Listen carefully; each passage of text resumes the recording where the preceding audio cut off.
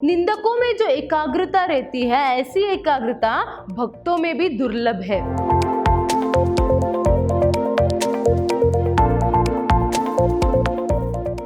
नमस्कार, मैं हूं हर्षिता, विद्याश्रम पीयू कॉलेज में हिंदी लेक्चरर हूं। आज हम प्रथम पीयूसी के गद्य भाग से जो तीसरा पाठ है निंदा रस, उसको आज हम देखेंगे। निंदा रस पाठ को जानने से पहले, उसे देखने से पहले उसका जो लेखक परिचय है उसे हम देख लेंगे। निंदा रस पाठ के लेखक है हरिशंकर परसाई जी। हरिशंकर परसाई जी एक बहुत ही सुप्रसिद्ध हास्य व्यंग्य रचनाकार है। इनका जन्म मध्य प्रदेश के होशंगाबाद जिले के जमानी नामक गांव में 22 अगस्त 1924 में 22 अगस्त 1924 में इनका जन्म हुआ। हरिशंकर परसाई जी साप्ताहिक हिंदुस्तान और धर्मयुग आदि पत्रिकाओं के लिए नियमित रूप से वो रचनाएं लिखते रहे। इनकी जो मृत्यु है वह 10 अगस्त 1995 में हुई। 10 अगस्त 1995 में इनकी मृत्यु हुई। इनकी प्रमुख रचनाएं कुछ इस तरह है। हंसते हैं रोते हैं, जैसे उनके दिन फिरे, रानी नागफनी की कहानी, तट की खोज, बेईमानी की परत, पगडंडियों का जमाना आदि इनकी प्रमुख रचनाएं हैं। देखिए, प्रस्तुत इनकी जो रचना है निंदा रस, आपके पाठ्यक्रम में जो दी गई है वह एक व्यंग्य रचना है। तो प्रस्तुत व्यंग्य रचना जो निंदा रस है वो बहुत ही एक सुंदर कलाकृति है। इसमें परसाई जी ने क्या किया है, जो निंदा करते हैं उनके बारे में, निंदा की प्रवृत्ति के बारे में यहाँ पर वो लिखते जाते हैं। देखिए, कुछ लोग क्या करते हैं, दूसरों से जलते हुए, दूसरों से यहाँ पर ईर्ष्या भाव से वो क्या करते हैं, उनसे निंदा करते हैं, उनकी निंदा वह करते हैं। वही और कुछ लोग होते हैं वह अपने स्वभाववश अकारण मतलब कोई कारण ही नहीं रहता है कि वह उनकी निंदा करे, फिर भी वो क्या करते हैं, निंदा करते रहते हैं, क्योंकि वो उनका स्वभाव ही बन गया होता है। और कुछ लोग ऐसे होते हैं, वो लोग क्या करते हैं, अपने आप को बड़ा सिद्ध करने के लिए, अपने आप को बड़ा सिद्ध करने के लिए, दूसरों को छोटा दिखाने के लिए उन लोगों की निंदा वह करते रहते हैं। तो ऐसे जो निंदा करते हैं, इस तरह जो लोग निंदा करते हैं, इन लोगों पर, ऐसे लोगों पर क्या है, यहाँ पर बहुत ही करारा प्रहार जो है हरिशंकर परसाई जी ने की है। तो ये जो निंदा करना है मनुष्य का स्वाभाविक गुण ही बन गया है। तो मनुष्य का जो स्वाभाविक गुण निंदा करना है, उससे परिचित कराने के लिए और उसके साथ साथ अपने आप को उस निंदा से जितना हो सकता है दूर रखने के लिए, उसकी प्रवृत्ति से दूर रखने के लिए यहाँ पर इस पाठ का चयन जो है आपके पाठ्यक्रम में की गई है। देखिए, बहुत सारे लोग जो है निंदा से डरकर क्या करते हैं, बहुत ही दुखी रहते हैं और क्या है, वो बहुत ही दुखी हो जाते हैं, वहाँ पर डरते हैं। तो यहाँ पर एक हौसला आपको मिलती है कि निंदा करना तो कुछ लोगों की क्या है, आदत ही बन चुकी होती है, तो वहाँ पर परेशान होने की आवश्यकता नहीं, और ना ही आपको दूसरों से क्या है, दूसरों को यहाँ पर निंदा करनी है। तो इससे कहे दूर रहने के लिए यहाँ पर एक संदेश जो है आपको मिलता है। तो इसीलिए इस पाठ का चयन यहाँ पर आपके पाठ्यक्रम में की है। और क्या है, इसके साथ साथ आपके मन में, आप में जो है निंदा की प्रवृत्ति ना हो, निंदा करने की प्रवृत्ति ना हो, उसके बावजूद भी क्या है, निंदा करने के जो लोग हैं, ऐसे लोगों के साथ रहकर भी क्या है, आप निंदा के काले सागर में डूब सकते हो। ये भी यहाँ पर हम देख सकते हैं कैसे यहाँ पर परसाई जी ने निंदा करने वाले लोगों के बारे में कहा है, आगे हम पाठ में देखेंगे। देखिए, पाठ का प्रारंभ कुछ इस तरह होता है। परसाई जी यहाँ पर लिखते हैं, का कई महीने बाद घर आया। देखिए, यहाँ पर ये जो का है वह क्या है, ये जो का है वह यहाँ पर उनके दोस्त का, उनके मित्र का नाम है। तो नाम के बदले में यहाँ पर का जो प्रयोग है उन्होंने किया है। का अपने, उनके जो मित्र है उनके नाम के बदले में यहाँ पर का प्रयोग लेखक ने की है। तो यहाँ पर वो कहते हैं का जो है बहुत महीने बाद जो है घर आया करके। तो उनका एक मित्र रहता है, वो बहुत दिनों बाद घर आता है। तभी लेखक क्या करते रहते, सुबह सुबह के समय है तो सुबह क्या करते हैं, चाय पीते हुए वो अखबार पढ़ते बैठे रहते हैं। चाय पीते हुए अखबार पढ़ते हुए बैठे रहते हैं। इतने में क्या है, उनका जो मित्र है का वो क्या करता है, साइक्लोन की तरह आकर उनसे गले मिलता है। साइक्लोन की तरह आकर मतलब बहुत ही तेजी से आकर क्या है, उनसे वह गले मिलता है। तो यहाँ पर वो जो का आकर यहाँ पर उनसे गले मिलता है, तभी लेखक को ऐसा लगता है कि मानो वो धृतराष्ट्र के जकड़ में आ गए हैं। क्यों ऐसा लगता है, वो कहते हैं कि मुझे लगा कि मैं धृतराष्ट्र के जकड़ में आ गया हूँ। वो कहते हैं क्योंकि देखिए धृतराष्ट्र जो है, महाभारत में क्या होता है, धृतराष्ट्र एक बार क्या करता है, भीम को यहाँ पर गले से लगा लेता है। वो कहता है कि क्या कहता है, कहाँ है भीम, आ बेटा तुझे कलेजे से लगा लूं।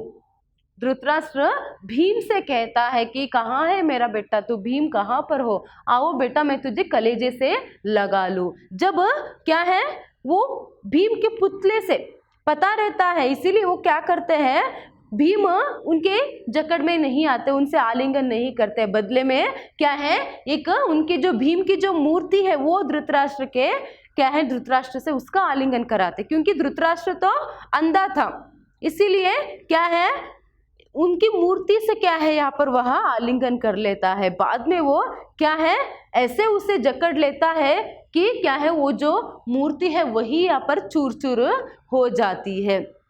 देखिए ये जो मूर्ति है वही चूर चूर हो जाती है, इतने जोर से वह उसे जकड़ लेता है आलिंगन करते समय। क्यों ऐसे होता है, क्योंकि उसके मन में ईर्ष्या रहती है, भीम के प्रति उसके मन में क्या रहती है, ईर्ष्या भाव रहता है। वहां पर किसी तरह भी स्नेह वात्सल्य का भाव वहां पर नहीं रहता है। धृतराष्ट्र भीम को आलिंगन करते समय उसके मन में ना ही स्नेह भाव रहा था और ना ही उसके मन में वात्सल्य भाव था। बदले में उसके मन जो है पूरा ईर्ष्या भाव से भर गया था। इसीलिए तो क्या है, कृष्ण को पता था, इसीलिए तो कृष्ण ने नहीं छोड़ा कि क्या है भीम उनसे गले मिले। बदले में उसके पुतले को आगे करते हैं। उसके पुतले को आगे करने पर क्या है, पता चलता है कि वो इस तरह उसे जकड़ लेता है कि वो पुतला तक यहाँ पर चूर चूर हो जाता है। तो इसीलिए कहते हैं, मुझे लगा जब मेरा मित्र साइक्लोन की तरह आकर मुझसे गले मिला तो मुझे भी लगा कि मैं क्या है धृतराष्ट्र से मिलने वाला हूँ, इसीलिए मैंने भी अपने पुतले को आगे कर दिया। देखिए यहाँ पर लेखक ने कहा कि मैंने भी अपने पुतले को आगे किया, इसका अर्थ ये नहीं कि उन्होंने भी इसी तरह के पुतले को आगे किया। उन्होंने क्या कर दिया, अपने मन को धीरे से अपने शरीर से खिसका लिया। वो उनसे जरूर गले मिलते हैं, लेखक अपने जो दोस्त है का है उनसे जरूर गले मिलते हैं, वो तो आकर उससे गले लगा लेते हैं, मगर यहाँ पर क्या है, वो पूरे मन से उससे गले नहीं मिलते, अपने मन को वो अपने शरीर से खिसका लेते हैं। क्यों ऐसा होता है, क्यों ऐसा लगता है कि उन्हें वो धृतराष्ट्र से मिल रहे हैं? वो तो क्या है, का जो है उनका मित्र है, उनका दोस्त है, वो आकर अगर लेखक के गले मिल रहे, वो भी सुबह सुबह आकर गले मिल रहे, फिर लेखक को क्यों ऐसा लग रहा है कि वो धृतराष्ट्र से मिलने वाले? क्यों उन्होंने क्या है अपने मन को अपने शरीर से खिसका लिया? क्योंकि देखिए यहाँ पर वो आकर क्या कहता है, मैं अभी सुबह की गाड़ी में आया, आते ही तुमसे गले मिल रहा हूँ। देखिए इससे पहले क्या होता है, असल में शाम को ही, कल शाम को ही क्या है वहाँ आया था और उसके साथ साथ उसने क्या किया था, गा के घर में बैठकर, देखिए ये भी एक व्यक्ति के नाम के बदले में यहाँ पर ग का प्रयोग किया है, ठीक है। तो वो क्या करता है, और एक जो पहचान वाला व्यक्ति रहता है लेखक के, उनके घर में बैठकर, गा के घर में बैठकर का जो है लेखक के बारे में निंदा करते रहता है। उसने क्या किया था, का जो अभी मित्र है, अभी इतने प्यार से आकर अपने जो लेखक है मतलब उनके जो मित्र हैं उससे गले मिल रहा है, उसने क्या किया था, कल शाम को ही आकर गा के घर में बैठकर लेखक के बारे में निंदा किया था। ये बात अभी सुबह तक क्या है लेखक को पता चल गई है, क्योंकि उनके जो और एक मित्र है उन्होंने ये जो बात है बता दिया था। अभी कैसा लगा होगा कि लेखक को भी कितना बुरा लगा होगा। कल शाम को ही बैठकर किसी दूसरे के सामने वह मेरी निंदा कर रहा था, अभी मुझसे ही आकर वह गले मिल रहा है। इसीलिए उन्हें ऐसा लगा कि क्या है, ऐसे जो झूठे लोग रहते हैं इनसे क्या है, गले मिलने के बदले में पुतले को ही आगे करना बेहतर है करके, इसीलिए वो भी ऐसे ही करते। अभी उनके मन में कितना बुरा लग रहा होगा। वो अभी कल शाम को ही उनके बारे में इतना भला बुरा वो कह रहा था, उनकी निंदा वह कर रहा था। अभी सुबह की गाड़ी में मैं आया, अभी क्या है, तुम्हारे ही घर में आ रहा हूँ, सीधा तुमसे ही मिलने में आया हूँ करके इतनी हर्षोल्लास से वह उनसे गले मिलता है। मगर लेखक को सच्चाई पता है, इसीलिए वो भी क्या है, अपने मन को अपने शरीर से खिसका लेते हैं। वो कहते हैं अगर भावनाओं के कांटे होते तो शायद उसे पता चलता कि वो मुझसे नहीं, नागफनी से वह गले मिल रहा है, नागफनी से वह गले मिल रहा है। क्या है नागफनी? नागफनी एक तरह का कैक्टस है। नागफनी मतलब क्या है, एक तरह के कैक्टस है वह, तो उससे वह गले मिल रहा है, ऐसे उसे पता चल जाता करके वो कह रहे, क्योंकि उनके मन में उतनी चुभन है, क्योंकि किसी को भी बुरा लगेगा कि क्या है, वही व्यक्ति जिसने कल ही क्या है दूसरे के सामने खुद की निंदा की हो और अभी आकर क्या है ऐसे वो दिखावा कर रहा है कि वो उससे बहुत ही प्यार करते हैं, बहुत ही गहरा दोस्ती जो है उनके बीच में है इस तरह से। तो ऐसे में क्या होता है, बाद में गले तो मिल जाते हैं, बाद में वो इतना यहाँ पर नाटक करता है। इसीलिए तो लेखक यहाँ पर कहते हैं कि पर मेरा दोस्त अभिनय में पूरा है। लेखक कहते हैं मेरा दोस्त जो है अभिनय में पूरा है, मतलब वो बहुत ही खूब तरह से वहाँ पर अभिनय कर रहा था। सिर्फ उसकी आंखों में आंसू नहीं आए, बाकी सब कुछ जो है मानो आत्मा का एक खंड दूसरे खंड से मिलाप कर रहा हो। देखिए जैसे आत्मा का एक खंड दूसरे खंड से मिलने को आतुर रहता है, ऐसे उसने क्या है पूरा अभिनय यहाँ पर किया। आंखों में वो जो हर्षोल्लास से वो झलक रही थी और कितनी आत्मीयता से वह बातें कर रहा था और किस तरह से क्या है उसने आलिंगन की लेखक की, तो ये सभी क्या है वह बहुत ही अच्छे से उसने अभिनय की करके यहाँ पर लेखक कहते हैं। अगर कल की बात शायद उन्हें ना पता चलती तो वो क्या है उसके बातों में आ जाते, उन्हें लगता कि मेरा दोस्त मुझसे कितना प्रेम करता है, कितना यहाँ पर स्नेह भाव मेरे प्रति उसके मन में है करके। मगर अभी कल उसने क्या किया था लेखक को पता है, इसीलिए उन्हें बहुत बुरा भी लग रहा है। और उसके साथ साथ क्या है वो जिस तरह से नाटक कर रहा है उसे देखकर तो और उन्हें क्या है बुरा यहाँ पर लग रहा है। लेखक यहाँ पर कहते हैं, देखिए जैसे वो आकर यहाँ पर कहता है मैं अभी अभी सुबह की गाड़ी में आया और आते ही तुमसे मिलने चला आया, दौड़ा चला आया करके। तो वो कहते हैं कमबख्त आते ही क्या है उसने प्रारंभ में ही झूठ बोला। क्या बोला उसने? झूठ बोला, क्योंकि वो आज सुबह नहीं कल शाम को ही वह आया था। तो इसके बाद क्या होता है, कहते हैं लेखक कि कुछ लोग ऐसे होते हैं कितनी आसानी से वह झूठ बोल देते हैं। कुछ लोग ऐसे होते हैं बहुत ही आसानी से वहाँ झूठ बोल देते हैं। कुछ लोग क्या करते हैं आदतन अपने स्वभाववश आदतन ही झूठ बोल देते हैं।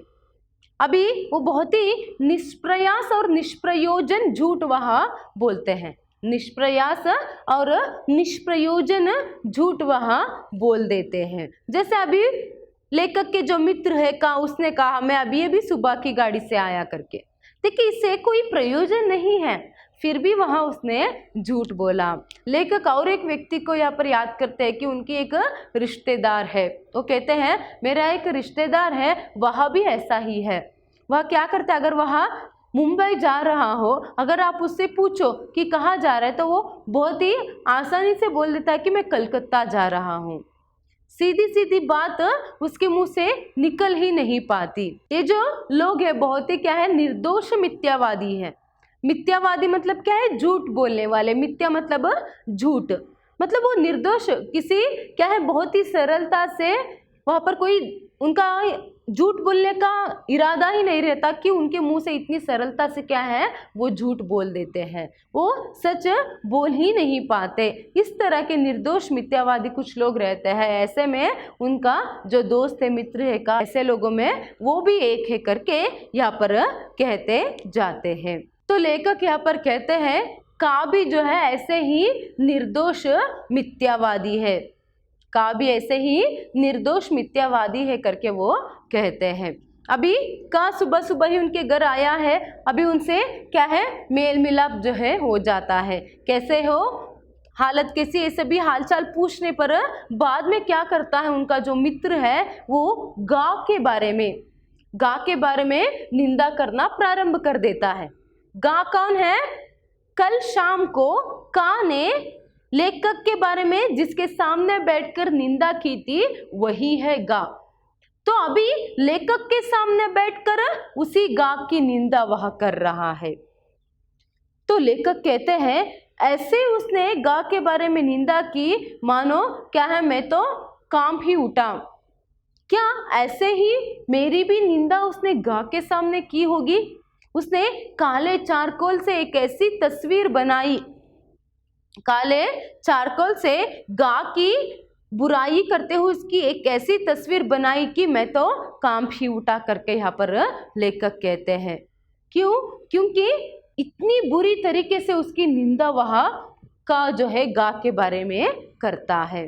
तो सोचते हैं ये तो क्या है सामान्य सी बात है ये सोचना कि शायद ऐसे ही निंदा जो है मेरी उसके सामने गा के सामने की होगी करके। तो वो तो एक बार क्या है घबरा जाते हैं।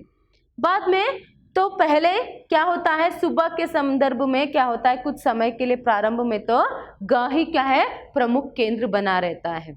गा ही उन दोनों के बातचीत की, दोनों मतलब कौन यहाँ पर लेखक और गा, इन दोनों के बातचीत की प्रमुख केंद्र वहां बना रहता है।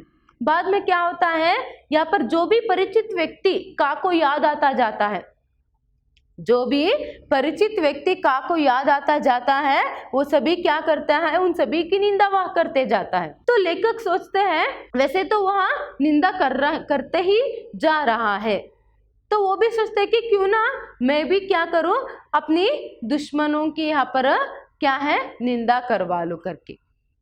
इसीलिए वो क्या करते हैं वो सिर्फ अपने दुश्मनों की उनकी नाम जो है वह लेते जाते हैं, उनके नाम वह लेते जाते हैं। सिर्फ नाम लेने पर वह जो व्यक्ति है उन सभी की निंदा वह करते जा रहा था।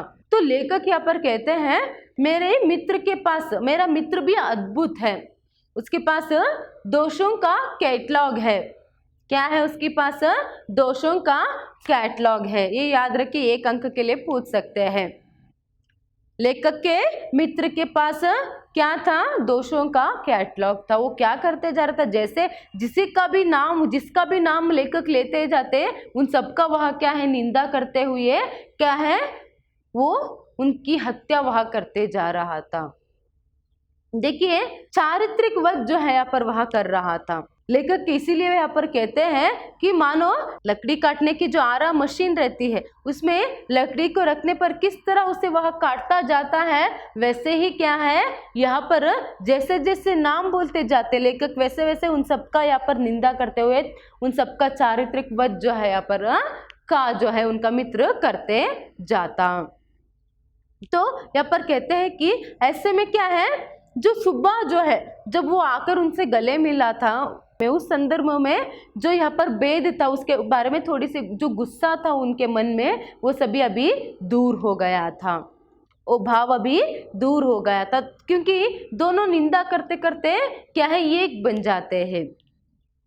इसीलिए यहाँ पर लेखक कहते हैं क्या है शायद जिस तरह यहाँ पर वो अपनी दुश्मनों के नाम लेते जाते किस तरह यहाँ पर वो उनका चारित्रिक वध करते जाता उनकी निंदा करते हुए, तो ऐसे लगता मानो शायद वीरों को जो है वीर योद्धाओं को दुश्मनों के सर काटते हुए युद्ध भूमि में दुश्मनों के सर काटने पर शायद इतनी ही यहाँ पर खुशी मिलती होगी करके वो यहाँ पर कहते हैं। तो ऐसे में क्या है बहुत समय तक दोनों बातचीत करते रहते हैं। तो उस संदर्भ में पूरे समय तक क्या है वह सिर्फ लोगों की निंदा ही करते रहता है, क्योंकि ये उसका आदत बन गया होता है, निंदा करना उसकी आदत बन चुकी थी, तो इसीलिए वह निंदा करते ही जाता। तो अभी बहुत समय तक वह बैठे बातें उन लोगों ने की। प्रारंभ में तो कुछ समय तक क्या है गा जो है प्रमुख केंद्र बना हुआ था, तो उसके बारे में निंदा कर रहे थे। बाद में जो भी लोग याद करते जाते उन सभी की निंदा वहाँ करते जाता।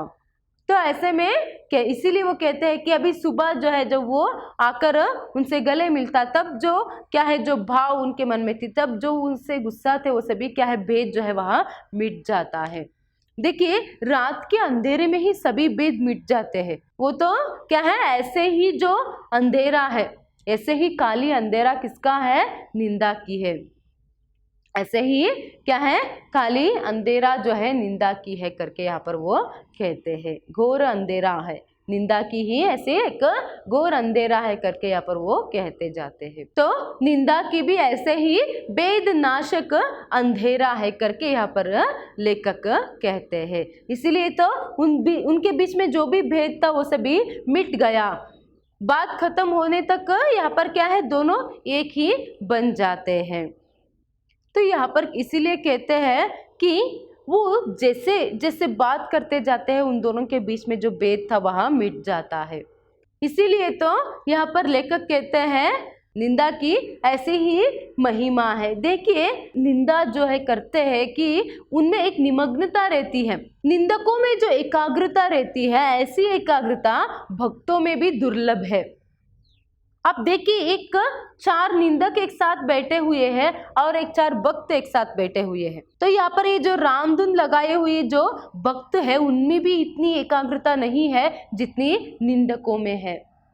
इतनी एकाग्रता निमग्नता जो है निंदकों में रहती है जो ईश्वर भक्तों में भी नहीं मिलती करके कहते हैं। तो इसीलिए तो निंदा की महिमा ही कुछ अलग है। इसीलिए यहाँ पर कहते हैं कि क्या है साधु संतों ने कहा है कि निंदकों को क्या है आंगन कुटी चबा, मतलब अपने आंगन में किसने कहा था ये बात, कबीरदास जी ने।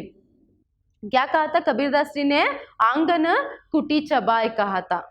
निंदकों को अपने आंगन में ही रखनी है करके, क्योंकि उनमें इतनी निमग्नता इतनी एकाग्रता रहती है।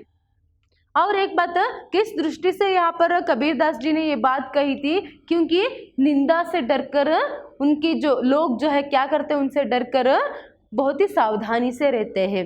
उनकी चरित्र की शोभा जो है वह बढ़ती जाती है, वह गलतियाँ कम करते हैं, वह बहुत ही सावधान रहते हैं।